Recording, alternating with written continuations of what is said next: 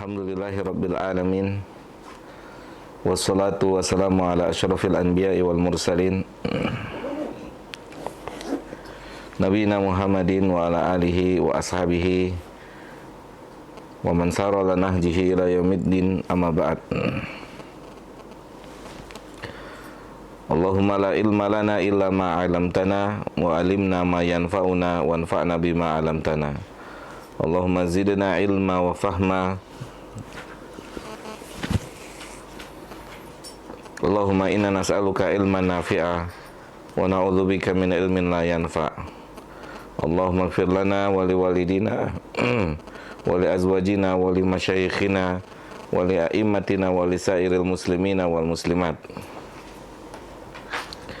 Alhamdulillah, teman-teman semua yang dimuliakan oleh Allah Subhanahu wa taala, kita bersyukur pada Allah Subhanahu wa taala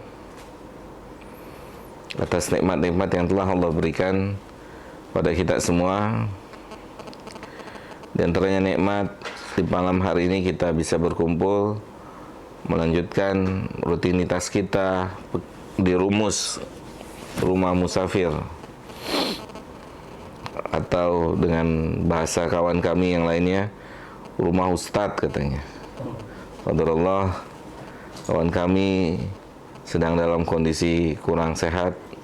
Semoga Allah berikan beliau kesehatan. Semoga Allah Subhanahu wa taala berikan beliau kesabaran menerima ketentuan Allah ini.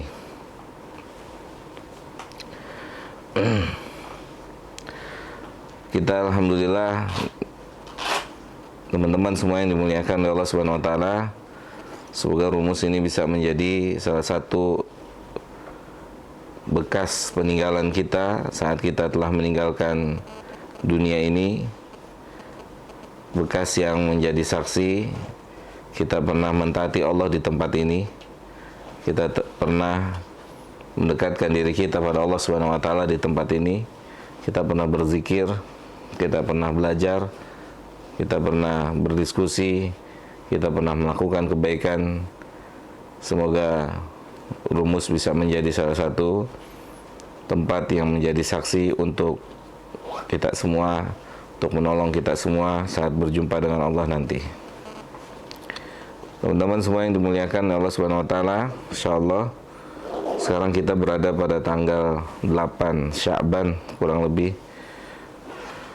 20 harian lagi, 20 hari ke depan kita akan masuk di bulan Ramadan.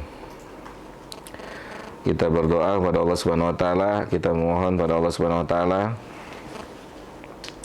semoga Allah Subhanahu wa taala berkenan memberikan kita semua kesempatan untuk kembali bertemu dengan bulan Ramadan, terutama untuk bisa melakukan ibadah dengan maksimal di bulan Ramadan, dengan harapan kita bisa mendapatkan kebaikan yang banyak di bulan Ramadan, bisa termasuk bagian dari orang yang dibebaskan dari api neraka, sebagaimana Nabi SAW sebutkan, Ramadan adalah di mana bulan Allah membebaskan hamba-hamba-Nya dari api neraka. Ramadan adalah bulan di mana Allah merahmati hamba-hambanya. Semoga Allah Subhanahu wa taala berikan kita semua kesempatan untuk bertemu dengan bulan tersebut. Alhamdulillah, kita pun bersyukur masih diberikan kesempatan oleh Allah Subhanahu wa taala untuk bertobat, untuk meminta ampun kepada Allah Subhanahu wa taala di bulan Sya'ban ini, karena dosa dan maksiat adalah beban yang membuat seseorang sulit untuk melakukan ketaatan. Oleh karena itu, bulan ini adalah bulan bagaimana kita memaksimalkan untuk memohon ampun kepada Allah Subhanahu wa taala agar mengurangi beban yang menjadikan kita kesulitan untuk beribadah di bulan Ramadan. Teman-teman semua yang dimuliakan oleh Allah Subhanahu wa taala, malam hari ini insyaallah taala kita akan sama-sama berbicara tentang hadis Usamah ibn Zaid radhiyallahu taala anhu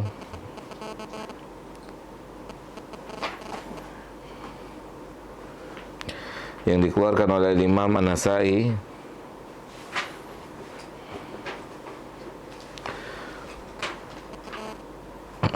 dan hadis ini disahihkan oleh Syekh Al-Albani dalam Sahihu An-Nasa'i.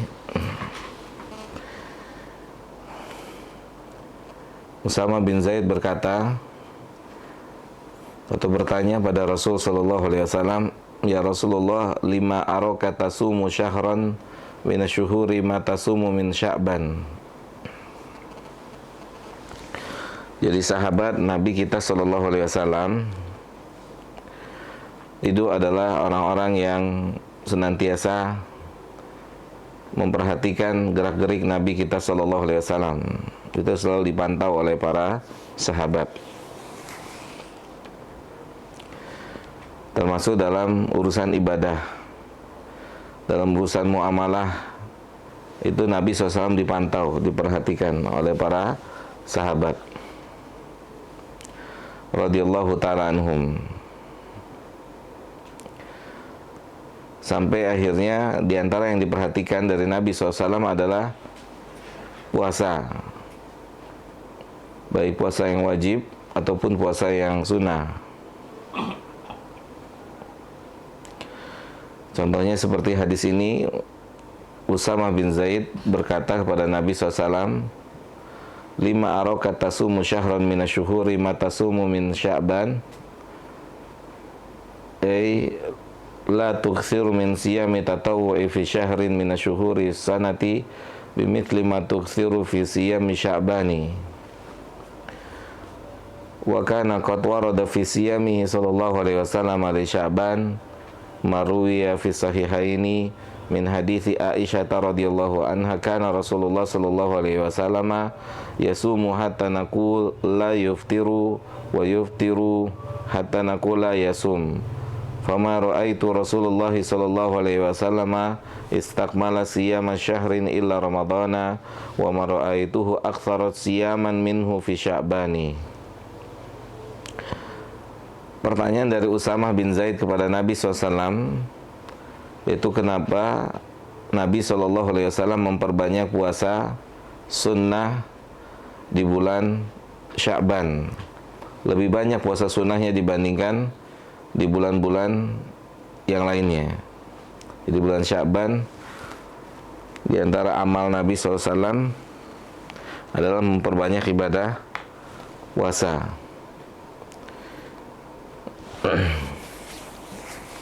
Dan ini diperhatikan oleh para sahabat radhiyallahu ta'ala anhum. Jadi sahabat tuh ngintip apa aktivitas Nabi SAW. Begitu jamaah, begitu teman-teman semua. Ya, dilihat, diperhatikan aktivitas Nabi Sallallahu Alaihi Wasallam.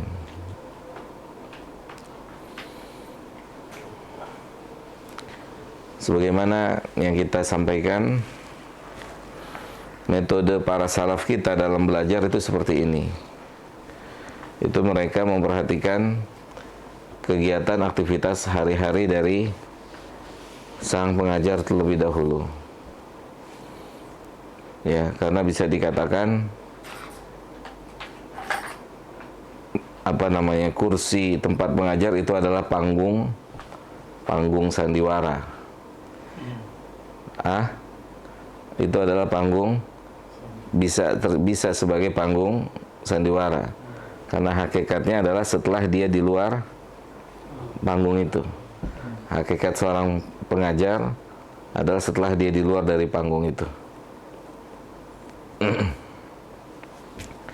Maka metodenya para salaf dulu ketika belajar, makanya kan sering saya sampaikan, belajarlah sama orang yang kita kenal, gitu kan. Bukan hanya sebatas terkenal, gitu. Belajar sama orang yang kita kenal, bukan hanya terkenal. Kalau dia terkenal dengan ilmunya, dengan kesolehannya, dengan ketawaduannya, dengan kesehariannya, nggak ada masalah.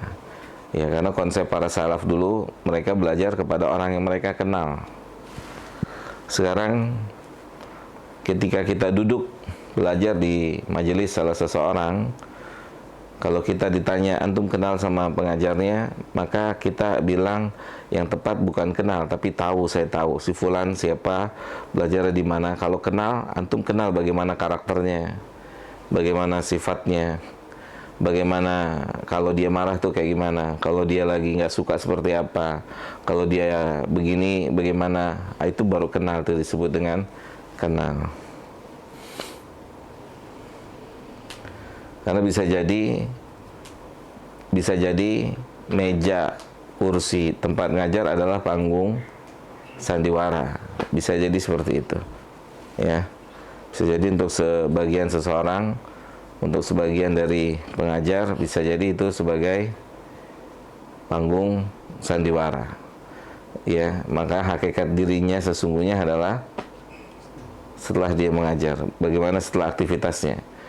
Itu bersama temannya, bersama istrinya, bersama anaknya. Alhamdulillah kalau dia jauh lebih baik daripada yang kita lihat di panggung itu. Alangkah lebih baiknya kan seperti itu.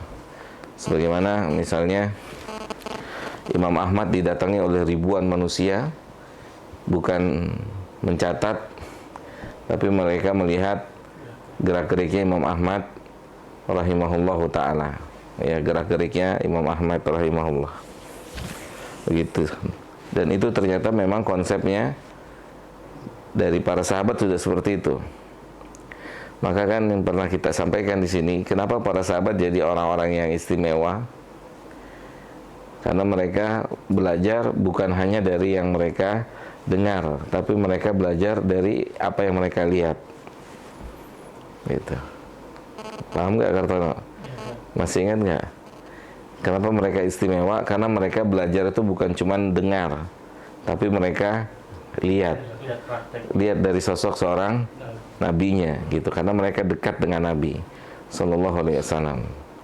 Ya, dekat dengan Nabi. Bagaimana apa yang disampaikan oleh Nabi itu mereka rasakan, benar-benar mereka rasakan, sehingga mereka benar-benar nggak ragu-ragu dalam melakukan sebuah kebaikan, karena mereka diperlihatkan langsung oleh Nabi kita Shallallahu Alaihi Wasallam.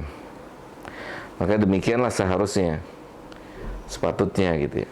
Ketika kita belajar, maka layak dan patut kita pun tahu aktivitas kegiatan hari-hari dari orang yang mengajar kita.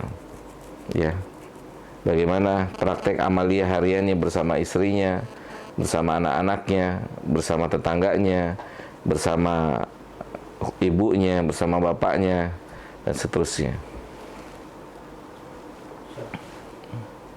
Boleh nggak kita belajar bilang sama dengan pengajar ngomongnya panggung gitu? Maksudnya? Boleh ngomong ini di panggung gitu. Maksudnya kan kalau pengajar kan sama-sama pengajar udah setara lah gitu ya.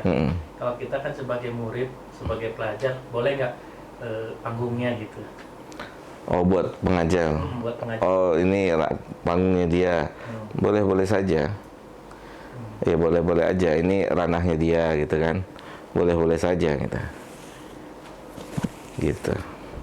Maksudnya kita ngomong gitu takutnya salah gitu. Nanti merendahkan mereka gitu sama pengajar itu. Kalau cuman itu gimana, antum maksudnya apa? Ketika misalkan antum bicara, misalnya nih antum bicara tentang misalkan Bandung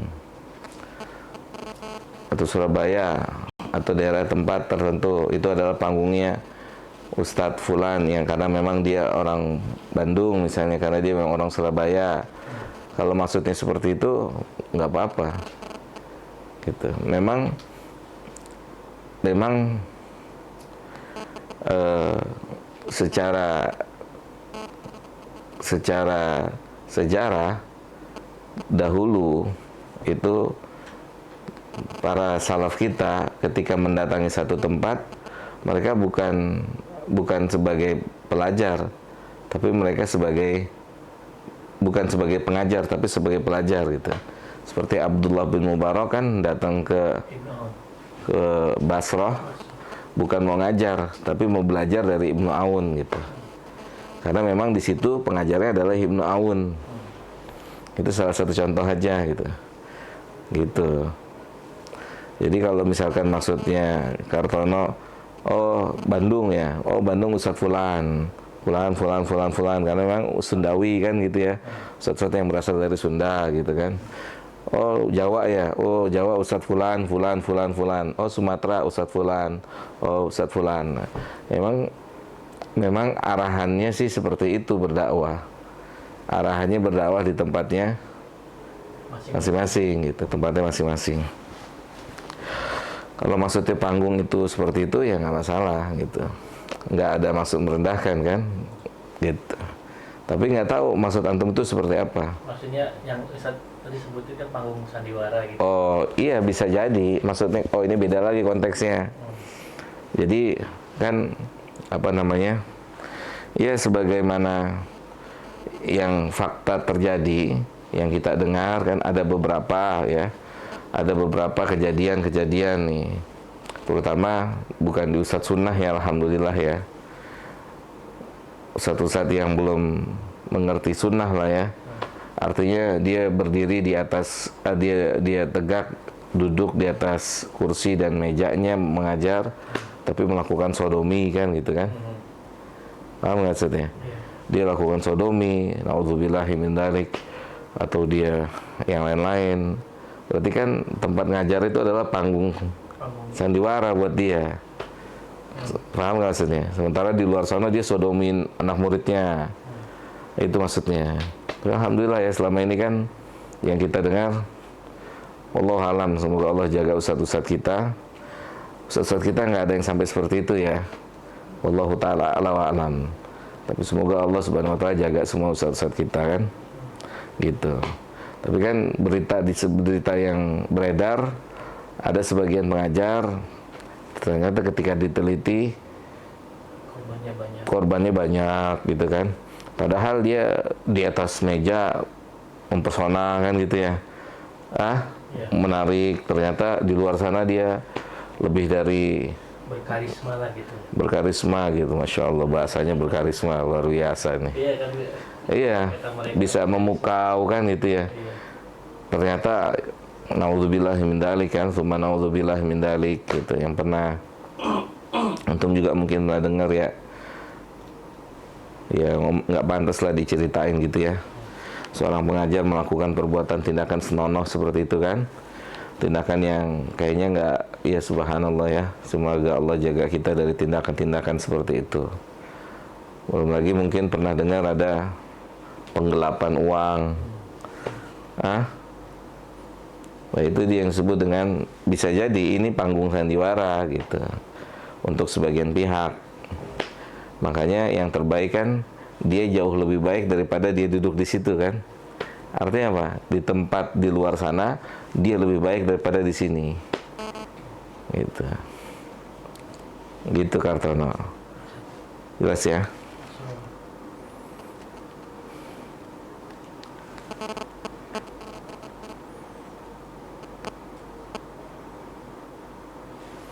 Artinya panggung sandiwara ya untuk sebagian lah ya.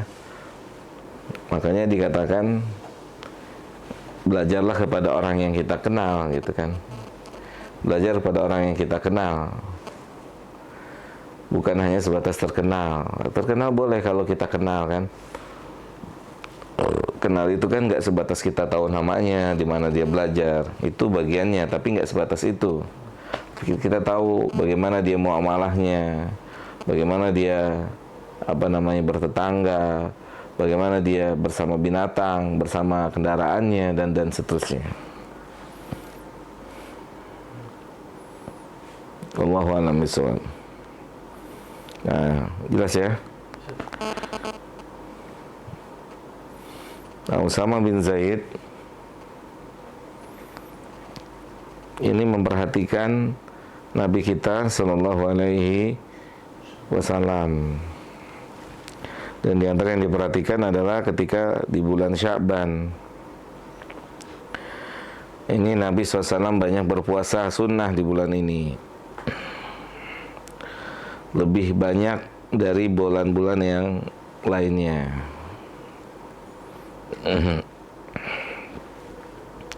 Sebagaimana juga diriwayatkan oleh Aisyah radhiyallahu anha, hampir-hampir sebulan penuh Nabi puasa di bulan Sya'ban.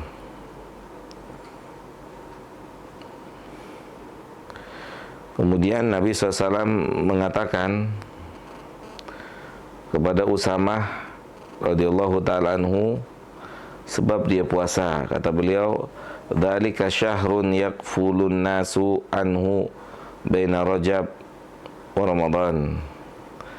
Kata Nabi, bulan itu adalah bulan yang keumuman manusia lalai. Itu bulan antara Rajab dan Ramadan. Manusia lalai itu di bulan itu.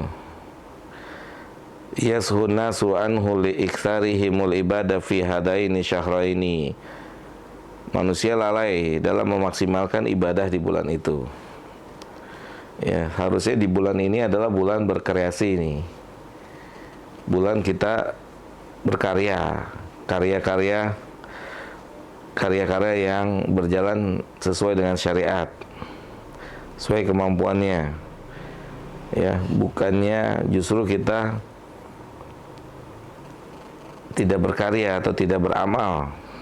Bulan ini adalah bulan kita berkreasi dengan kreasi yang kita mampu, ya, dengan kemampuan kita masing-masing. Ini bulannya. Karena Nabi mengatakan sallallahu alaihi wasallam, kata beliau, dzaka au dzalika syahrun yakfulun nasu anhu. Bulan itu adalah bulan yang manusia lalai, keumuman manusia lalai. Lalai dari beramal, lalai dari memperbanyak amal ibadah. Ya, memperbanyak amal ibadah di bulan tersebut, di bulan Sya'ban ini. Apa aja yang kita bisa, yang sunnah kita kerjakan sesuai kesanggupan kita. Kemudian wa huwa syahrun turfa'u fihi al-a'mal. Bulan ini dikhususkan adalah bulan diangkatnya amal. Bulan yang diangkatnya amal. A'malu bani Adam minal khairi wa syarri wa ta'ati wal ma'siyati ila rabbil alamin. Walidzalika yanbaghi an takuna al-a'malu fihi salihatan fa uhibbu an yurfa'a amali wa ana shaimun. Secara 12 bulan yang ditentukan oleh Allah diangkatnya amal setahun, itu bulan Sya'ban. Oleh karena itu beliau SAW menyukai ketika bulan pengangkatan amal itu dia dalam kondisi sedang puasa. Kondisi sedang puasa. Kemudian li'anna min afdolil a'mali indallahi ibadatis saum. Au annal a'mala salihata idza sahabaha saumu rafa'a min qadriha wa athbata khulusaha lillahi.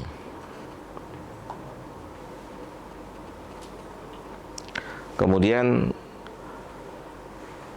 di antara amal yang paling utama yang bisa dilakukan oleh seorang hamba adalah saum. Di antara yang bisa dilakukan, di antara amal yang utama yang bisa dilakukan oleh seorang hamba adalah saum. Atau juga amal-amal yang lainnya sesuai dengan kesanggupannya masing-masing. Intinya adalah bulan ini adalah bulan harusnya kita membiasakan sebuah amal yang akan kita bawa untuk di bulan Ramadan.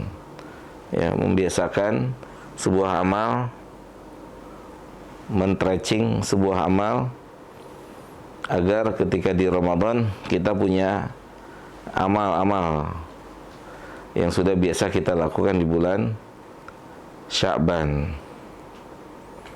Ini bulannya adalah bulan kita action. Karena bulan ini juga Nabi mengatakan dipilih oleh Allah sebagai bulan Allah mengangkat amal. Jadi amal dalam satu tahun itu diangkatnya di bulan Sya'ban.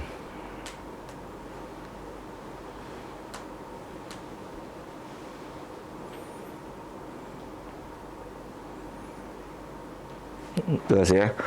Jadi pelajaran kita di malam hari ini adalah bagaimana sahabat memperhatikan dan melihat amal daripada Nabi kita Sallallahu Alaihi Wasallam. Begitu. Nah, kemudian di bulan ini disyariatkan untuk memperbanyak puasa. Dan juga bulan ini adalah bulan di mana selayaknya kita banyak melakukan amalan-amalan. Karena bulan ini dikatakan sebagai bulan manusia yakfulun nasu anhu, manusia lalai gitu. Manusia tidak berkreasi di bulan ini untuk jadi kreasi nanti di bulan Ramadan. Beramal. Apa yang kita bisa kerjakan, amal sesuai dengan sunnah Nabi SAW kita kerjakan. Mulai di bulan ini adalah mulai membiasakan. Ya, bulan ini adalah mulai membiasakan kita melakukan amal sebelum masuk kepada pertandingan sesungguhnya yang ada di bulan Ramadan. Dan di antara yang bisa kita lakukan adalah berpuasa. Ya, berpuasa.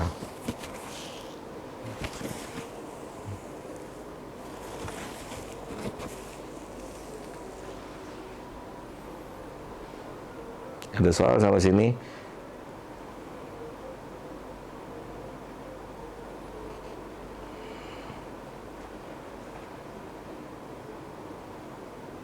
Itu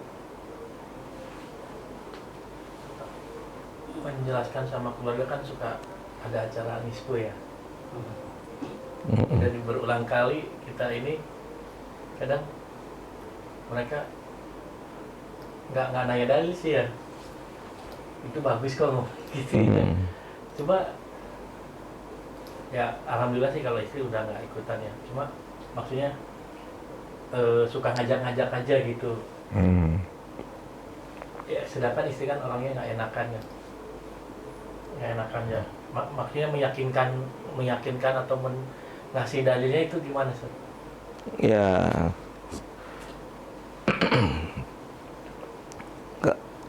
justru orang yang beramal lah yang harus menunjukkan dalil, bukan kita ya. Paham nggak? Justru orang yang melakukan sebuah amal yang harus menunjukkan dalil. Jangan terbalik gitu. Antum melakukan amal ini dan itu, dalilnya mana gitu. Bukan kita yang memberikan dalil, atau bukan orang yang tidak beramal. Makanya kan disebut dengan beramal berdasarkan dalil. Kalau ada dalil beramal gitu. Jadi bukan konsepnya dibalik. Justru kita yang bertanya. Kita yang bertanya, amal itu dalilnya mana gitu. Petunjuk dari Allah dan Rasulnya mana atas amal yang dilakukan itu. Begitu. Kalau bisa ditunjukkan secara Al-Quran, secara hadis sah dari Nabi SAW, maka bisa dilakukan. Tapi kalau tidak bisa dibuktikan, berarti tidak bisa dikerjakan gitu. Bismillah. Mungkin mereka lihatnya kreasi ini ya, berkreasi malah berkreasi ya kebablasan ya. Iya, bisa jadi. Tapi makanya kan tadi dikatakan amal yang disyariatkan gitu ya, seperti puasa gitu kan. Kenapa biasanya ditekankan orang lalai itu di bulan Syawal? Karena bulan ini bulan disebutnya oleh para ulama bulan isti'dad, bulan persiapan masuk Ramadan. Coba deh, dalam kondisi realita, orang yang nggak biasa puasa kemudian langsung puasa, kaget. Iya nggak sih? Pemanasan gitu ya? Iya. Dalam kondisi realita nih, yang nggak biasa puasa, 11 bulan nggak biasa puasa sunnah, tiba-tiba dia harus puasa di bulan Ramadan, satu hari di hari pertama aja. Rasanya luar biasa. Iya. Rasanya luar biasa tersiksa. Karena dia nggak biasa. tidak biasa. Makanya disebut dengan bulan kebanyakan manusia lalai. Gitu. Makanya disebutkan bahasa ulama bulan ini adalah bulan persiapan. Persiapan memasuki momentum. Gitu. Ini persiapan terakhir nih bulan ini. Ya, untuk membiasakan melanjutkan amal nanti masuk bulan Ramadan. Gitu. Sesuai dengan kesanggupannya masing-masing. Adalah minimal dalam bulan ini puasanya, baik Senin Kamis atau puasa Daud atau puasa Ayyamul Bid, ya, ada di bulan ini yang kita bisa kerjakan dari puasa, gitu. Sehingga nanti sebagaimana fitrah, nanti masuk Ramadan puasa itu udah biasa. Qiyamul Lail juga demikian. Ya, mulai dibiasain lagi. Kalau apa yang anak rasakan di bulan ini tuh justru sekarang ini ya. Sekarang ini karena hitungannya sudah mulai mengaji gitu kan, kondisinya menuntut ilmu gitu kan, itu semakin terlihat perbedaan gitu. Orang yang hitungannya ke agama sama dunia itu di bulan ini pembicaraannya itu beda. Jadi kalau yang dunia, bagaimana di Ramadan itu Omsetnya gede. jualan apa, terus ini pokoknya harus usaha ini untuk ini gitu. Iya. Sedangkan kalau yang agama kan bulan ini bulan persiapan. Dia Ramadan itu hitungannya bisa maksimal gitu, nggak cuma karena puasa itu kan nggak cuma menahan lapar dan haus. Iya. Bekal buat kita nih kan hitungannya biar lebih mantap gitu di bulan Ramadan ini. Karena kan nih usaha nih gitu kan. Yang udah sebenarnya yang udah dijalanin setiap tahun itu di Ramadan ini kalau buat usaha kencang. agak susah betul. Jadi kita memang benar-benar harus memilih mana yang harus kita hitungannya utamakan. Gitu. Karena usaha yang di bulan ini itu apa? Usaha yang kalau buat orang yang kerja dunia itu sangat senang, betul. Karena sebentar, nggak butuh waktu yang lama, Cuannya kan 2 jam, 3 jam habis, tapi kan di situ maghrib, isya, taraweh, tabrak. sibuk dari asar, selesai berbuka, udah kelar. Dan itu bayarannya kontan, dunianya. Tapi dia korbankannya, ya pahala yang besarnya itu. Seperti itu. Iya. Sebagaimana Syekh Abdul Razak mengatakan, hafizahullah ta'ala, orang-orang di luar Islam itu tahu keutamaan Ramadan untuk orang Islam, keutamaan Sya'ban untuk orang Islam. Saya pernah bicara ini di satu majelis. Makanya disadarin atau tidak disadari, di bulan Ramadan ini ada gaji 13, ada keuntungan yang lebih ditawarkan gitu. Kalau untuk para pekerja ya, untuk para pekerja, untuk para pedagang itu biasanya orderannya meningkat gitu kan, orderannya meningkat. Maka di sini sebenarnya ada ikhtibar dari Allah Subhanahu wa taala. Ada ujian dari Allah Jalla dzikruhu buat seseorang. Ya, orang ditawarkan bertemu Ramadan seharusnya bermaksimal memanfaatkan Ramadan, menjadikan idkun minan nar, terbebas dari neraka, dapat Lailatul Qadar dan seterusnya dari kebaikan yang ada di bulan Ramadan. Tapi Allah uji dengan kebaikan dunia. Ada juga di bulan ini. Gitu. Ada juga di bulan ini. Makan terkadang bulan ini memang bulan yang lebih lancar daripada bulan-bulan yang sebelum Ramadan gitu. Ternyata memang ini adalah bentuk ujian Allah gitu. Dari mana kita bisa mengatakan itu? Karena para salaf dulu, aktivitas mereka sudah masuk Ramadan, itu biasanya sudah berhenti. Aktivitas dunia mereka itu sudah berhenti. Makin hari mendekati 10 hari terakhir, itu hampir sudah stop aktivitas mereka. Gitu. Terutama aktivitas yang berhubungan dengan duniawi gitu. Gitu. Bahkan mereka membatasi untuk bicara tentang duniawi di bulan Ramadan. Mereka lebih banyak berbicara tentang akhirat di bulan Ramadan gitu. Memang itu kondisi realnya seperti itu. Ya, kondisi realnya seperti itu. Ramadan adalah bulan yang ditunggu-tunggu. Tetapi untuk sebagian orang ditunggu-tunggu bukan karena pahala yang besar, tapi karena ada keuntungan yang besar, keuntungan dunia yang lebih besar gitu. Ramadan. Seperti itu. Untuk sebagian orang demikian. Tapi untuk sebagian orang yang telah dapat taufik dari Allah Subhanahu wa taala, dia akan benar-benar memanfaatkan Sya'ban Ramadan dengan maksimal. Gitu. Makanya kepada teman-teman khususnya yang sudah jadi pengusaha, orang besar gitu ya, itu bisa minimalkan Ramadan dengan aktivitas duniawinya, maksudnya benar-benar dikurangin gitu ya. Apalagi antum sebagai pimpinan perusahaan kan itu sangat bisa ya. Ya, bisa nggak? Ada di satu rumah makan, Masya Allah, beberapa kali saya coba untuk makan di situ ya, kalau buka puasa, ternyata di situ ditulis depan selama Ramadan tutup gitu. Tahun berikutnya juga begitu, selama Ramadan tutup, buka lagi tanggal 1 Syawal, di situ ditulisnya.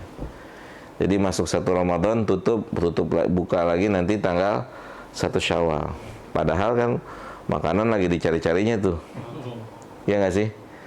Makanan lagi dicari-cari di bulan itu, tapi dia tutup tuh, tanggal 1 tutup. Masya Allah. Ya seharusnya bisa dicontoh kan, gitu kan, contoh yang baik. Berarti kan buat dia telah dapat taufik dari Allah, mengumpulkan pahala jauh lebih utama. Gitu. Walaupun di situ juga ada keutamaan, tapi keutamaan sifatnya duniawi kan. Gitu. Sifatnya duniawi. Nah, itu dia. Maka khususnya kepada para petinggi gitu kan, pemilik perusahaan, Insya Allah alangkah mulianya jika Ramadan misalkan toko makanannya ditutup total gitu kan, tutup total. Ya, karyawannya biar bisa beribadah semuanya dengan maksimal kan gitu ya. Karyawan bisa maksimal gitu. Sebenarnya seperti itu gitu. Ya kadang kan ini kan berbicara keimanan gitu. Kalau kita berbicara iman, rezeki itu kan bisa datang dari mana saja kan gitu ya. Rezeki itu bisa datang dari mana saja, bukan hanya dari situ kan. Gitu. Rezeki itu kan bisa berupa apa saja gitu. Rasa itu juga kan bagian dari rezeki, rasa puas dalam mentaati Allah itu bagian dari rezeki. Gitu. Tapi kadang orang salah paham. Diberikan nasihat seperti ini salah paham gitu kan.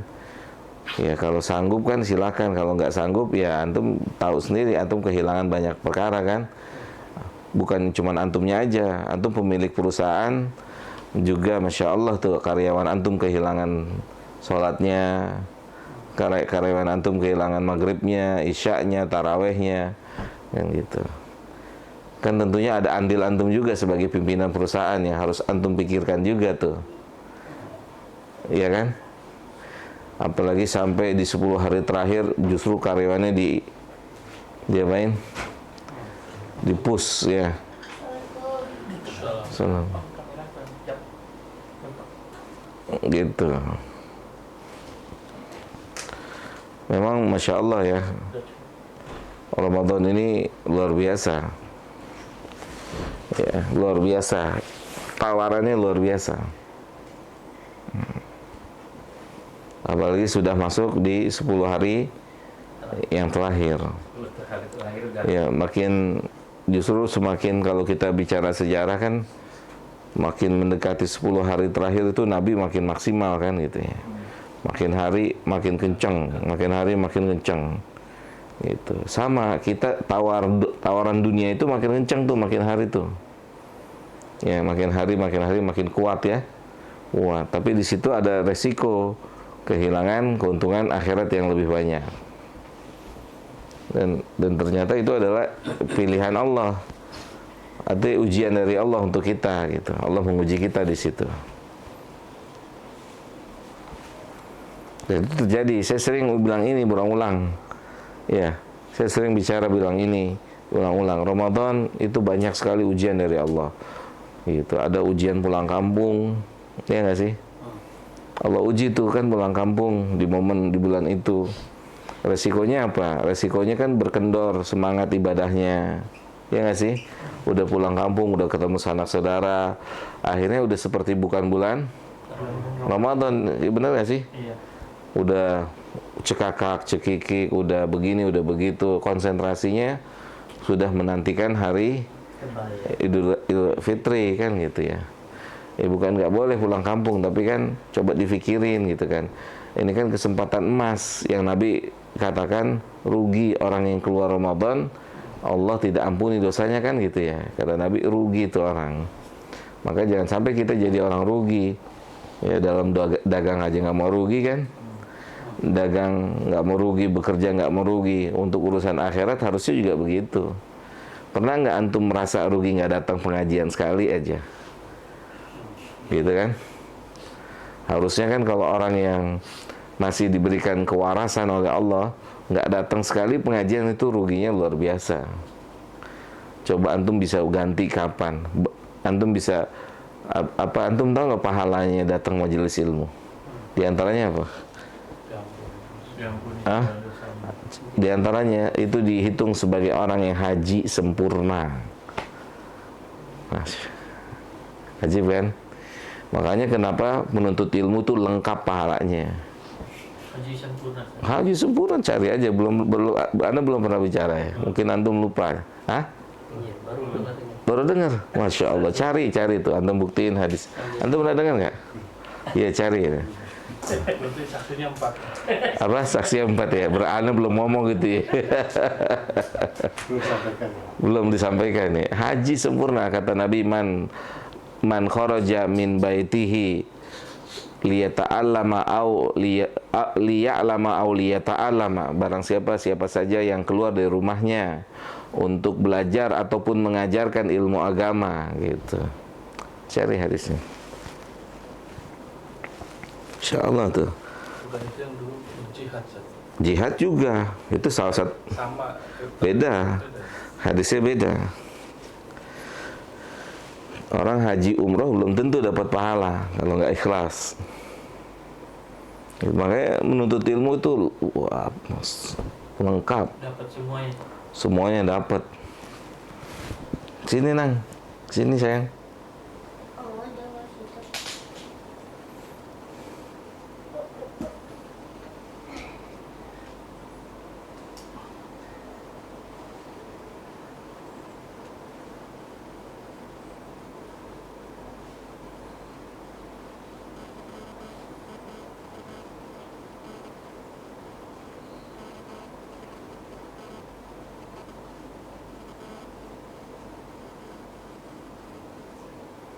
Ada? Ada ketemu? Abu Fawaz? Salah satu mungkin.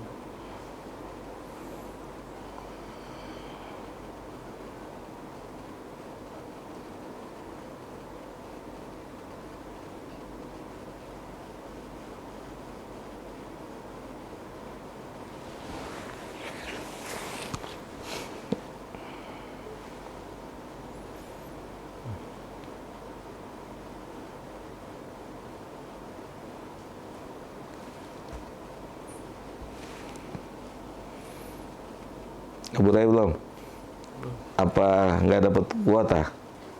Ada. Kartono? Nggak dapat set. Ada nggak hadisnya? Nggak dapat. Dapat harusnya. Jadi antum tambah semangat ngajinya. Orang pahalanya pahala haji, Insya Allah, bukan umroh lagi, no. Gitu.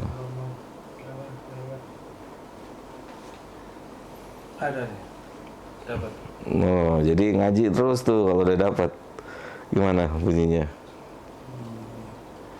Siapa yang bersegera pergi ke masjid hanya untuk tujuan belajar kebaikan atau mengajarkannya, maka ia mendapatkan pahala seperti orang yang haji secara sempurna. Sempurna coba. Apa nggak rugi? Hadis riwayat Tabrani. Apa nggak rugi antum nggak ngaji tuh? Antum nggak mau haji? Hah? Iya enggak? Insya Allah ya. Emang Anda baru sampai nih hadis ini ya? Baru sampai. Iya. Mudah-mudahan Anda nggak lupa. Iya, nggak apa-apa lah. Namanya manusia lupa ya. Insya Allah tuh. Ini termasuk 7 amalan berpahala haji. Haji tuh. Makanya menuntut ilmu itu wah luar biasa. Antum nangis darah besok di hari kiamat ketika antum diperlihatkan pahalanya menuntut ilmu. Antum nggak sungguh-sungguh menuntut ilmu. Masya Allah. Pahala haji yang sempurna ya. Sempurna haji. Walaupun besok pulang ke hadapan Allah kita belum pernah haji, tapi karena sudah dapat pahala haji, ya bukan artinya nggak usah naik haji. Karena kalau kita sudah ditakdirkan nggak punya kemampuan naik haji, ada pahala haji dalam majelis ilmu. Pahala haji apa? Surga. Tidak ada balasan untuk haji yang mabrur kecuali surga. Begitu Pak Andre. Hah? Yang biasa dengarnya Jihad. ilmu itu jalan menuju surga. Iya. Jalannya tuh. Antum paham nggak jalan menuju surga? Hah? Jalan menuju surga paham nggak? Enggak, Nggak. cuma tahu Ya, aja. maksudnya jalan menuju surga ketika antum belajar, mengerti, menjalankan, jadinya masuk surga. Ilmunya diamalkan gitu. Makanya kan sering saya bilang hadis ini banyak orang memberikan penjelasannya kurang lengkap. Akhirnya apa? Penuntut ilmu belajarnya nggak nulis, nggak nyatet, nggak denger. Penuntut ilmu ngobrol, main handphone, bercanda. Akhirnya apa? Kelakuannya kan lebih jelek dari orang selain penuntut ilmu kan, gitu. Yang seharusnya kelakuannya, adabnya, etikanya, kata bicaranya harusnya dia kan lebih bagus, lebih enak dilihat, lebih sesuai syar'i. Paham nggak tuh? Itu.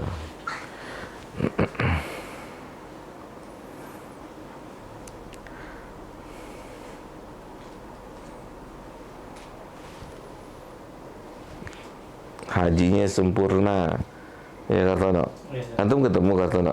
Iya, cuma ditulis gitu aja, nggak ada riwayat ininya. Oh, itu Abu Raya ada tuh riwayat itu.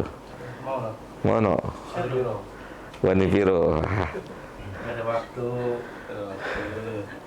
Insya Allah tuh haji coba teman-teman haji tuh. Surga nih berani biru. Wanifiro tuh surga. Iya, bukan ini lagi, bukan dibeliin sesuatu lagi, surga. Makanya Masya Allah ya, Ustadz kita, syekh kita itu, para ulama kita jasanya sangat besar gitu ya. Di sini kan nemunya ini. Ada berapa nih? 10. Malah ini Bismillah. hadis keluarnya dari pemerintah, Masuknya ke haji. Kalau ini mungkin dari pemerintah dapatnya ini. 19 ya. 19 keutamaan Maksudnya hadisnya. ini Kementerian Agama yang keluar Kementerian Agama maksudnya di sini di satunya. Itu dari tentang menuntut ilmu. Salahnya haji. Makanya kita ketemu.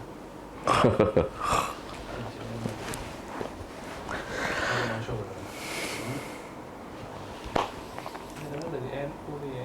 Iya, Anda dari ini Kemenan. Kemenan Bukan NU. Bukan Kemenan. Ada dapat deh. Masya Allah ya. Pahalanya pahala haji itu. Hajinya bukan cuma haji itu. Sempurna. Sempurna, Masya Allah tuh. Makanya menuntut ilmu itu, kayak waktu suruh kita ah, ya, kayak iya, menuntut ilmu itu, terus suruh kan cuma haji aja. Haji dan umroh. Haji dan umroh. Kalau menuntut ilmu ini ada hajinya, ada jihadnya, ada pengampunan dosanya, Saking ada sakinahnya, lengkap. Thalabatul ilm itu lengkap. didoain Ada malaikat menaungi, mendoakan. Insyaallah. Antum, kata Imam Nawawi, nggak berakal kalau antum tinggalin menuntut ilmu. Gitu. Setelah Allah berikan antum kesempatan belajar, antum tinggalin menuntut ilmu, antum nggak berakal.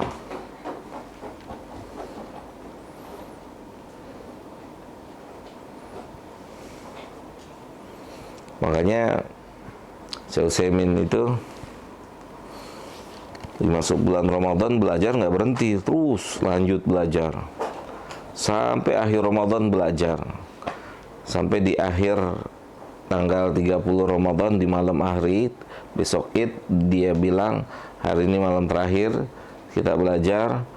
Setelah itu libur, masuk lagi nggak tahu kapan, katanya meninggal Syekh beberapa hari kemudian, rahimahullah. Setelah tarawih belajar tuh dars di Masjidil Haram. Gitu. Nanti di Nurul Falah kita dars belajar. Insya Allah kita itikaf di situ, daurah di situ setiap hari 10 hari terakhir. Insya Allah. Ramadan ini. Ramadan tahun ini Insya Allah 10 hari. Hah? bikin flyer. Iya, 10 hari terakhir pada tarawih kita belajar. Dan pada sholat. Setiap sholat kita belajar Insya Allah. Terus, karena kan kita harus, antum jadi nggak bingung mau ngapain di 10 hari itu. Kadang kalau udah bingung, antum ngobrol akhirnya kan. Iya, sorry. Nggak, Kadang udah lelah baca. udah lelah baca Quran, antum mau ngapain lagi? Nggak ada apa namanya, program. Nggak ada program. Kan ada dars, nanti ada pelajaran, jadi belajar.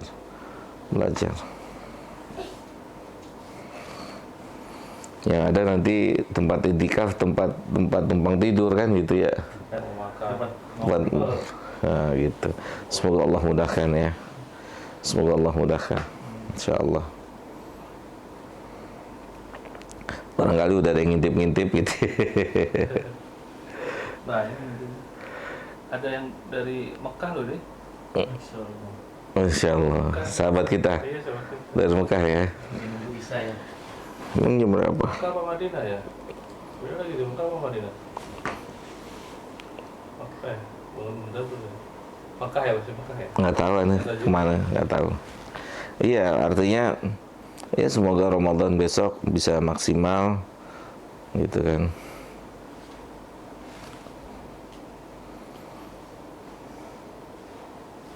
Ya, di antum di mana, Ri? Mekah atau Madinah, Ri?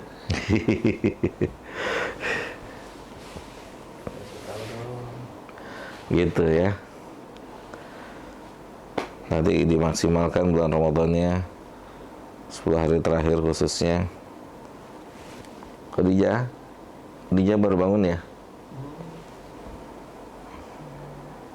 Ada lagi yang mau tanya? Aman ya?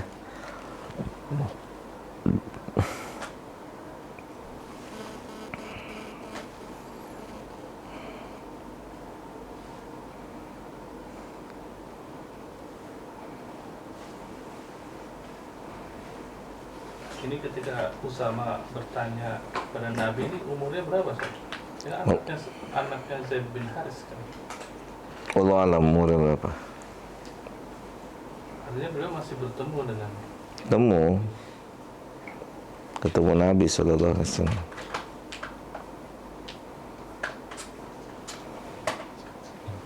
Usama bin Zaid.